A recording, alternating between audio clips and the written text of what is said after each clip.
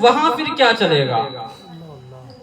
ہر ایک کو مرنا ہے نا، رہنا تھوڑی ہے کسی کو، ہر ایک کو مرنا ہے۔ قرآن مقدس میں ارشاد بھی ہے کل نفس ذائقۃ الموت، ہر ایک کو موت کا مزہ چکھنا ہے۔ نبیوں کو بھی موت آئی لیکن ان کے لیے آن بھر کے لیے آئی، صرف آن بھر کے لیے۔ کیوں؟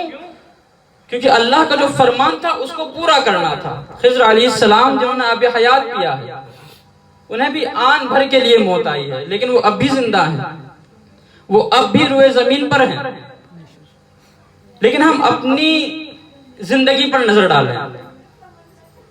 ہم خدا کی بارگاہ میں جائیں گے، مرنے کے بعد وہیں جانا ہے، پھر کہیں نہیں جانا۔ پھر جتنی میٹنگیں ہیں، جتنے کام ہیں سب ختم۔ اب جو میٹنگ ہوگی وہ اللہ سے ہوگی، اب جو فیصلہ سنایا جائے گا وہ اللہ سنائے گا۔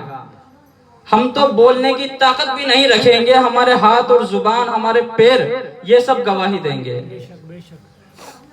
کیونکہ ہماری زبان تو دنیا میں رہ کر کے جتنی دنیا بھر کی برائیاں ہیں سب کر لیتی ہے نا۔ 4 لوگ ملے کہ 5ویں کی برائی شروع، 5 لوگ ملے تو 6ٹے کی برائی شروع۔ یہ ہمارا طور طریقہ ہے، لیکن خدا کی بارگاہ میں وہاں نہیں چلنے والا۔ تو وہاں جانا ہے، اور وہاں کیا لے کے جانا ہے؟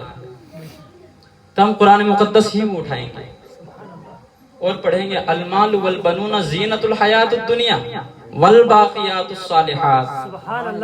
تمہارے جو مال ہیں، اولاد ہیں، یہ سب دنیا کی زینتیں ہیں، اگر کچھ باقی رہے گا تو تمہارے صالحات نیکی باقی رہے گی۔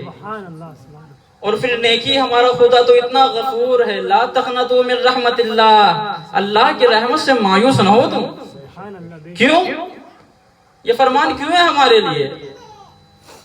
اس لیے ہے کہ تم میرے محبوب کے امتی ہو، تم جہنم میں نہیں جاؤ گے میرے پیارو۔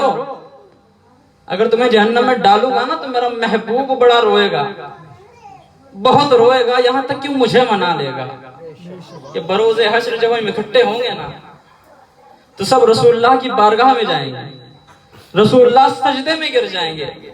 اللہ فرمائے گا اے یا محمد ارفع راسک سل تعطا واشفع تشفع، اے محمد سر بلند کرو، سر اٹھاؤ، مانگو نا دیا جائے گا، شفاعت کرو نا قبول کی جائے گی۔ میرے محبوب کی ذات، میرے محبوب کی شان کتنی بلند و بالا ہے کہ فقط اتنا سبب ہے انعقاد بزم محشر کا کہ ان کی شان محبوبی دکھائے جانے والی ہے۔ اے لوگوں دیکھ لو میرے محبوب کی شان کتنی نرالی ہے۔ جہاں تمام نبی کہہ رہے ہیں اذهبوا الى غیری، دوسرے کے پاس جاؤ، دوسرے کے پاس جاؤ، وہاں جب محبوب کے پاس جا رہے ہیں تو محبوب کہہ رہے ہیں اے خدا میری امت کو بخش دے۔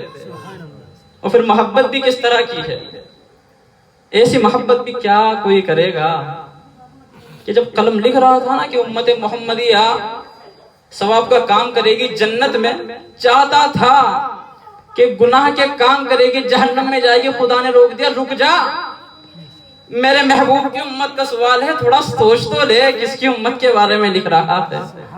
بنی اسرائیل، حضرت موسیٰ، حضرت عیسیٰ کی قوم ثواب کا کام کرے جنت، برائی کام کرے جہنم، لیکن میرے محبوب کی امت نہیں نہیں نہیں، وہ جہنم کا منہ نہیں دیکھے گی۔ میرے محبوب کی امت تو اگر گناہگار ہے نا تو ان کا رب بخشنے والا ہے، غفور الرحیم ہے، غفار ہے، ستار ہے۔ وہ تو ہمارے عیبوں کو کتنا چھپاتا ہے، کتنا چھپاتا ہے، لیکن ہمیں اپنی زندگی پر غور کرنا چاہیے مسلمانوں۔ قرآن مقدس کو ہم پڑھتے ہیں لیکن سمجھتے نہیں ہیں۔ اگر ہم سمجھیں تو ہمارے جو طور طریقے ہیں نا وہ ایسے ہوں کہ جب سامنے والا آئے نا غیر تو کہے کہ نہیں یہ تو ایک مسلمان آ رہا ہے، نہیں یہ تو خدا کا بندہ آ رہا ہے، نہیں یہ تو وہ آ رہا ہے جو خدا کو ایک مانتا ہے، نہیں یہ تو وہ آ رہا ہے جو عاشق مصطفیٰ ہے، نہیں یہ تو وہ آ رہا ہے جس کے دل میں عشق محمدی کے نور پھوٹ رہا ہے۔ ہمارے طور طریقے کیا ہونے چاہیے؟ ہمارے طور طریقے وہ ہیں جو ہمیں اسلاف سے ملے، خدا کے یہاں جانا ہے، نیکیاں کرنی ہے، خدا کی رحمتوں کو، خدا کی نعمتوں کا حساب دینا ہے. کس طرح حساب دیں گے؟ ایک رتی کا بھی حساب نہیں دے پائیں گے وہاں پر.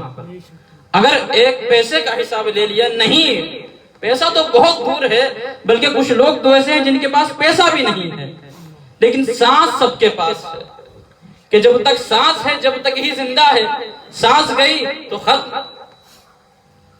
اگر ایک سانس کا حساب لے لیا تو اس ایک سانس کا حساب بھی نہیں دے پائیں گے. تو ہمارے جو نیک اعمال ہیں، تمام اعمال ہیں، صالحات ہیں، سب ختم ہو جائیں گے وہیں، حساب دینے میں ہی سب ختم. اب کہاں جائیں؟ وہاں کیا کام آئے گا؟ وہاں اگر کام آئے گا تو عشق مصطفیٰ کام آئے گا. وہاں جو کام آئے گا تو رسول اللہ کی ذات کام آئے گی. تو ہم جو اپنی زندگی جیتے ہیں، اللہ تبارک و تعالیٰ نے قرآن مقدس میں ارشاد فرمایا کل نفس ذائقۃ الموت، ہر ایک کو موت کا مزہ چکھنا ہے. اچھا، موت جو ہے نا، موت دیکھو، رسول اللہ ہمارے درمیان تشریف لائے تو رحمت بن کر کے آئے. وما ارسلناک الا رحمۃ للعالمین. اچھا، رحمت کو اگر دیکھا جائے، تمام چیزوں میں نعمتیں ہی نعمتیں ہیں. کہ ایک شخص بنی اسرائیل کا 50,000 سال کی عبادت کرتا تھا، بلکہ 50 مہینے کی قریب بڑی بڑی عبادتیں کری اس نے. رسول اللہ صلی اللہ علیہ وسلم جو ہماری امت سے، اپنی امت سے محبت کرتے تھے، کہا کہ یا اللہ، میری امت کی تو عمر اتنی نہیں ہے تو کہاں سے عبادت کرے گی؟ اللہ نے کیا فرمایا؟ اے محبوب، گھبراؤ نہیں، میں آپ کی امت کو وہ ایسی رات دے دوں گا نا کہ وہ شخص جو 1000 مہینے عبادت کرتا ہے اس سے بھی زیادہ افضل ہوگی. سبحان اللہ، سبحان اللہ. تو یہ ہمیں کہاں سے ملا؟ یہ ہمیں رسول اللہ کے در سے ملا. تو ہر ایک کو جانا ہے. ہمارے کردار، افعال والباقیات الصالحات جو نیکیاں ہیں نا، وہی باقی رہیں گی مسلمان. ہمارے جو کام ہیں، ہمارا جو پیسہ ہے، سب ختم ہو جائے گا. ہاں، پیسہ بھی کون سا باقی رہے گا؟ پیسہ وہ باقی رہے گا جو پیسہ تم نے مسجدوں میں دیا، جو پیسہ تم نے مدرسوں میں دیا، جو پیسہ تم نے کسی دینی تحریک کو دیا، جو پیسہ تم نے دین کے کام کے لیے خرچ کیا، وہ پیسہ تمہارا کام آئے گا. کیوں؟ کیونکہ ہم قرآن مقدس سے اس کا جواب پوچھتے ہیں. قرآن مقدس کہتا ہے وَالْعَصْرِ إِنَّ الْإِنسَانَ لَفِي خُسْرٍ. زمانے کی قسم، خدا زمانے کی قسم کھا رہا ہے. اسے قسم کھانے کی ضرورت ہی کیا ہے؟ وہ تو خدا ہے نا، بات ماننی پڑے گی. سمجھ میں نہیں آ رہی نا، پھر بھی مانو. نہیں مانو گے تو جہنم میں ڈالوں گا. ثم استوى على العرش اللہ یستہزئ بہم. ترجمے میں ہی لوگ گھوم گئے. اللہ کس طرح کا استہزاء فرماتا ہے، کیسا فرمائے گا، یہ وہ جانے. ہمارا کیا، ہماری کیا اوقات، ہماری کیا بساط کہ ہم استہزاء کا معنی مذاق کے ٹھٹے کے لیں. اللہ اکبر، معاذ اللہ، نعوذ باللہ من ذالک. اللہ کا استہزاء کیسا ہے وہ تو خدا جانے. ہم تو صرف اتنا جانے کہ اللہ نے جو فرما دیا نا اس پر ہمیں عمل کرنا ہے، اس بات کو ہمیں ماننا ہے. تو اللہ تبارک و تعالیٰ نے آیت محکمات، آیت متشابہات نازل فرمائی. تو بات چل رہی تھی کہ ہمیں بھی موت کا ذائقہ چکھنا ہے.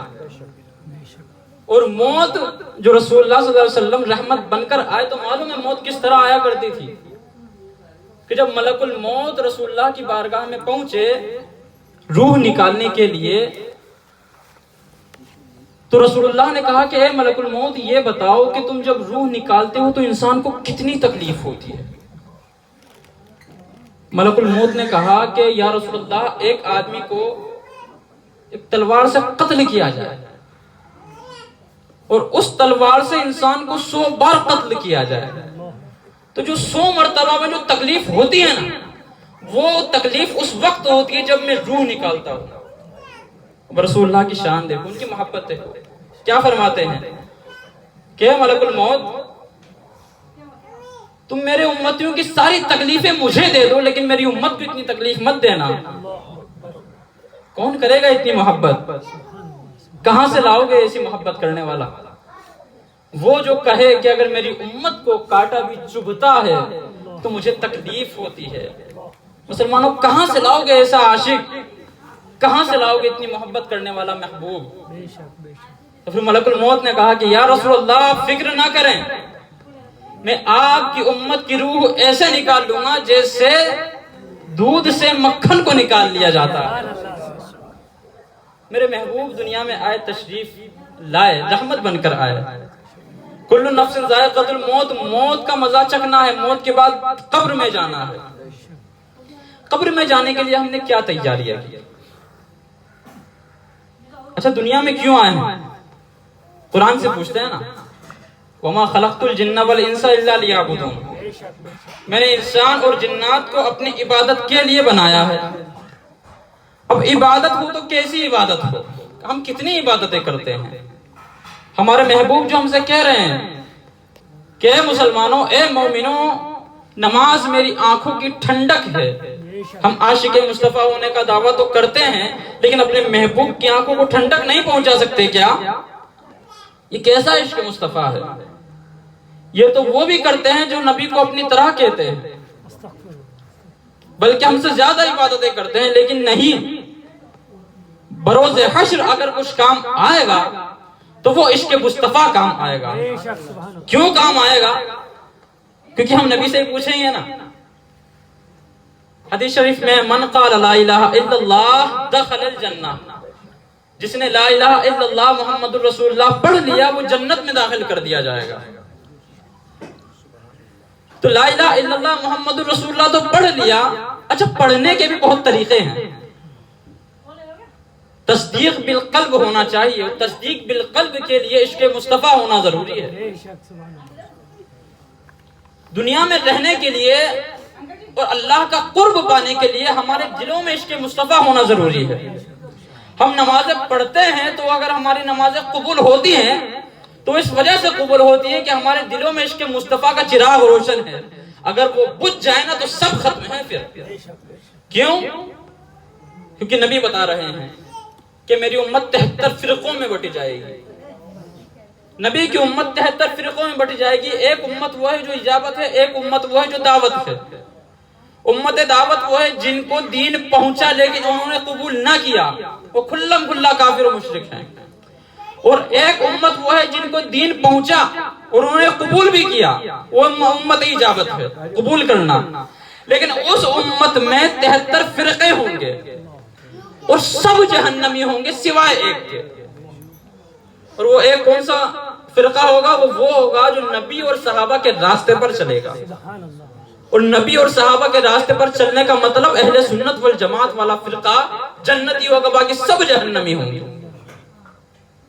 تو ہماری جو عبادتیں ہیں، ہماری جو ریاضتیں ہیں، ہماری جو نمازیں ہیں، یہ صرف چند حساب کتاب میں ختم ہو جائیں گی۔ اگر جو کچھ ہمارا باقی رہے گا تو وہ عشق مصطفیٰ باقی رہے گا۔ جو کچھ ہمارے اعمال باقی رہیں گے تو وہ عشق مصطفیٰ کی بدولت باقی رہیں گے۔ لوگ آئے عبادتیں کرتے ہیں نا، دوسرے لوگ بھی ہر طرح کی عبادتیں کرتے ہیں، لیکن خدا کسی کو قبول نہیں فرمائے گا۔ کیوں؟ کیونکہ انہوں نے اس کے محبوب کی شان میں گستاخیاں کی ہے، انہوں نے اس کے محبوب کو گالیاں دی ہے۔ تم مجھے گالی دے دو چلے گا؟ چلے گا نہیں، کم عذاب دوں گا۔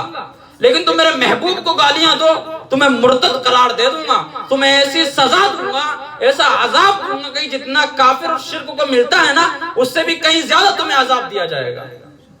کیوں دیا جائے گا؟ کیونکہ ہم نے عشق مصطفیٰ میں رسول اللہ کی شان جس قدر ہے ہم نے اس قدر انہیں نہیں مانا۔ تو موت جو ہے نا ذائقہ چکھنا ہے، تو موت کے بعد جب ہم قبر میں جائیں گے تو وہاں پر بھی رسول اللہ کا دیدار ہوگا۔ اور پہلا سوال معلوم ہے کیا ہوگا؟ پہلا سوال ہر کسی کو یہی معلوم کہ من ربک ما دینک، تیرا رب کون، تیرا دین کیا؟ نہیں، صرف ایک سوال ہوگا۔ سوال کون سا ہوگا؟ کہ یہ بتا محمد کے بارے میں دنیا میں کیا کہتا تھا، محمد کے بارے میں دنیا میں کیا کہا کرتا تھا، بتا۔ تو نے جتنی عبادتیں کی سب ختم، بخاری شریف کی حدیث پاک ہے۔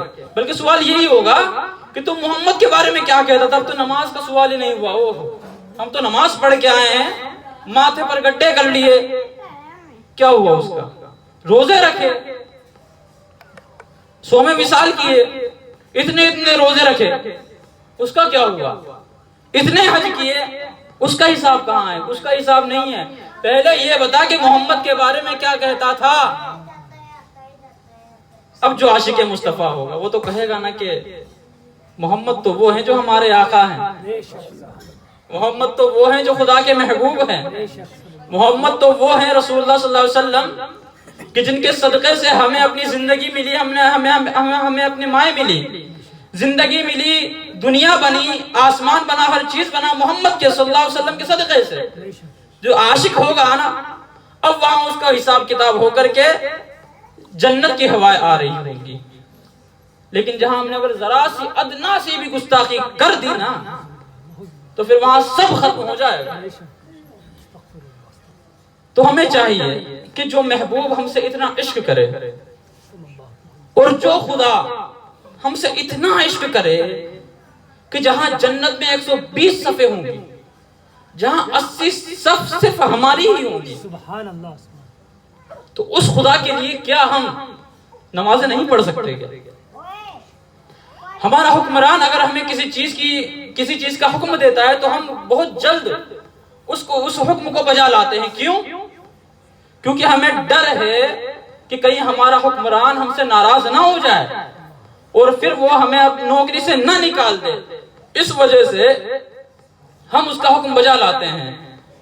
لیکن مسلمانوں سوچو کہ جو حکمران کا بھی حکمران ہے، جو ہمارے حاکم کا بھی حاکم ہے، اس حاکم نے ہمارے حکمران کو بنایا، اگر اس کی بارگاہ میں ذرا سی گستاخی ہو گئی تو پھر ہمارا کیا ہوگا؟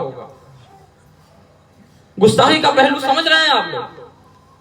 گستاخی کا پہلو اس طرح سمجھیے کہ ہم نمازیں پڑھتے ہیں، ہمیں امید ہے الحمدللہ کہ ہم سنی مسلمان ہیں اور آخرت میں رسول اللہ ہماری شفاعت کریں گے، لیکن جو ایمان کا جو مطلب ہے نا اس کو غور سے سمجھنا ہوتا ہے۔ دیکھو ایک ہم جیتے ہیں اور ایک زندگی انہوں نے بھی جی تو مجاہدین ہیں جنہوں نے اپنے گھر والوں کو میدان جنگ میں لٹا دیا، ایک وہ لوگ بھی ہیں جو راتوں رات عبادتیں کرتے ہیں، ایک وہ لوگ بھی ہیں جو جنگلوں میں اپنی زندگی بسر کر رہے ہیں، اور ایک وہ لوگ ہیں ہم لوگ جو گھروں میں آرام سے رہ کر کے صرف چند کچھ کام نیکی کے کرتے ہیں۔ اب جو رسول اللہ شفاعت فرمائیں گے تو کیا سب کی برابر ہوگی؟ کیا شیطان جو ہے نا وسوسہ ڈالتا ہے کہ تو عبادتیں کیا کرے گا یار، رسول اللہ شفیع ہیں، بخشائیں گے، وہ عبادت مت کر تو۔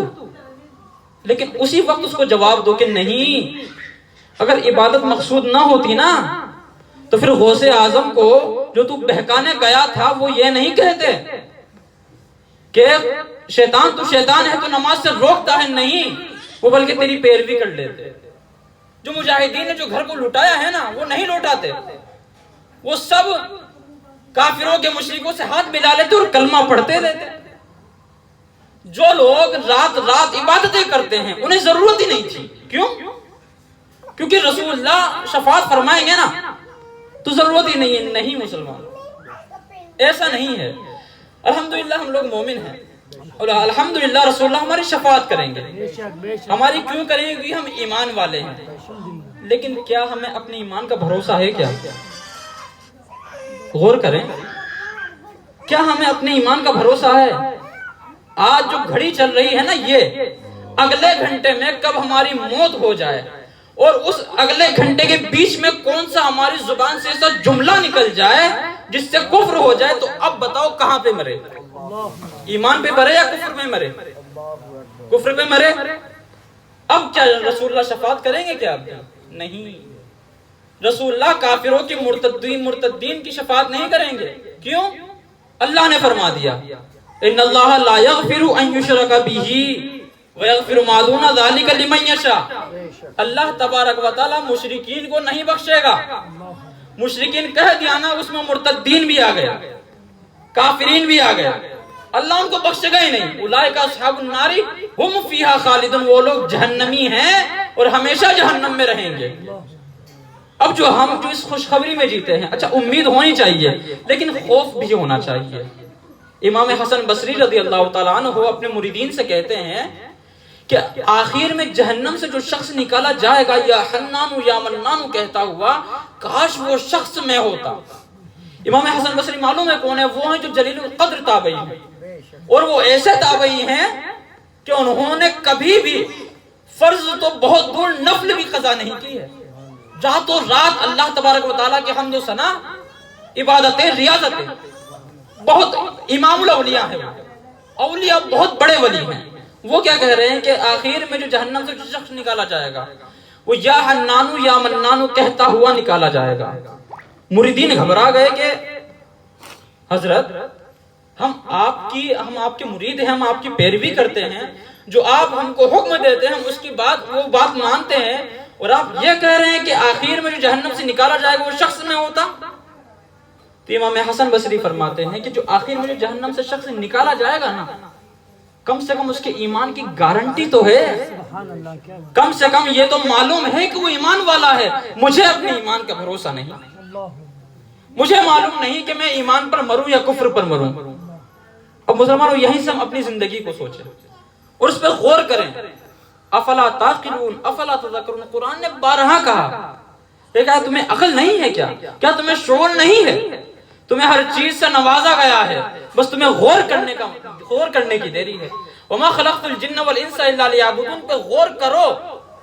اور جہاں شیطان وسوسہ ڈالے کہ نہیں گناہ یہ عبادتیں مت کر، اب تک عبادتیں نہیں کی تو اب عبادت کر کے کون سا پہاڑ توڑ لے گا؟ نہیں، یہ شیطان کے وسوسے ہیں. شیطان جو ہے نا ہمیں آگے نہیں بڑھنے دیتا، شیطان ہمیں ولایت کے مقام پر نہیں پہنچنے دیتا، شیطان ہمیں خدا کے قرب نہیں ہونے دیتا. تو ہمیں چاہیے کہ ہم جو دنیا میں آئے ہیں، رسول اللہ نے اللہ تبارک و تعالیٰ نے ہمیں بنایا ہے، اور پھر شکر یہ ہے اور اس کی تعریف جتنی کرو کم ہی کم ہے کہ اس نے امت محمدیہ میں بنایا ہے. کہ امت محمدیہ وہ امت ہے کہ جس امت کے انتظار میں 12 نبیوں نے انتظار کیا ہے کہ خدا ہماری زندگی اتنی لمبی کر دے کہ رسول اللہ دنیا میں تشریف لے آئیں اور ہم ان کی امت میں داخل ہو جائیں. تو ہم ان کی امت میں آئے ہیں، اور پھر عاشق مصطفیٰ کے گھر میں ہماری ولادت ہوئی ہے. ہم وہ ہیں جو ہم اپنے دلوں میں عشق مصطفیٰ کا چراغ روشن کیے ہوئے ہیں. تو ہمیں چاہیے کہ جہاں ہماری امیدیں ہیں کہ رسول اللہ ہماری شفاعت کرائیں گے، رسول اللہ ہمیں بخشوائیں گے، وہاں ہمیں خوف بھی ہونا چاہیے کہ نہیں کہیں ایسا نہ ہو جائے کہ مجھ سے کچھ کفر جملہ ایسا نکل جائے کہ جس سے میرے جتنے اعمال تھے نا سب ختم ہو جائیں. پھر کیا کریں گے؟ حضرت عائشہ صدیقہ عفیفہ رضی اللہ تعالی عنہا ارشاد فرماتی ہیں کہ ایک دن نبی پاک کا دریائے رحمت جوش میں تھا صلی اللہ تعالی علیہ وسلم.